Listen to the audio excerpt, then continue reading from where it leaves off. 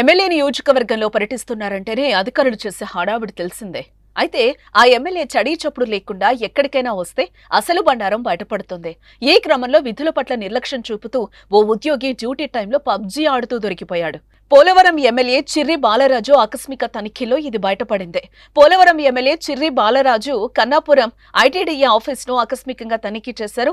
Mask, టోపీ పెట్టుకుని సామాన్యుడిలా కార్యాలయానికి వెళ్లారు. ఈ సమయంలో DyEO section OS Sai Kumar అనే ఉద్యోగి విధుల్లో నిర్లక్ష్యంగా వ్యవహరించడం ఎమ్మెల్యే గమనించారు. డ్యూటీ టైంలో పబ్జీ ఆడుతూ సాయి కుమార్ కనిపించాడు. దీంతో ఎమ్మెల్యే ఆగ్రహం వ్యక్తం చేశారు. ప్రభుత్వ ఉద్యోగి డ్యూటీ టైంలో విధులు మానేసి పబ్జీ గేమ్ ఆడటం ఏంటని ప్రశ్నించారు. అనంతరం సదరు సాయి కుమార్ అనే ఉద్యోగిని సస్పెండ్ చేయాలని పోలవరం ఎమ్మెల్యే చిర్రి బాలరాజు ఆదేశించారు. విధుల్లో అలసత్వం, నిర్లక్ష్యం వహించే ఉద్యోగులపై చర్యలు తీసుకోవాలని కోరుతున్నారు. ఇటు మరోవైపు చిర్రి బాలరాజు విషయానికొస్తే జనసేన తరపున పోలవరం అసెంబ్లీ నియోజకవర్గం నుంచి ఎమ్మెల్యేగా గెలుపొందారు. 2019 ఎన్నికల్లో జనసేన తరపున పోలవరం నుంచి బరిలోకి దిగిన బాలరాజు 13,000 ఓట్లు మాత్రమే సంపాదించి 3వ స్థానానికి పరిమితమయ్యారు.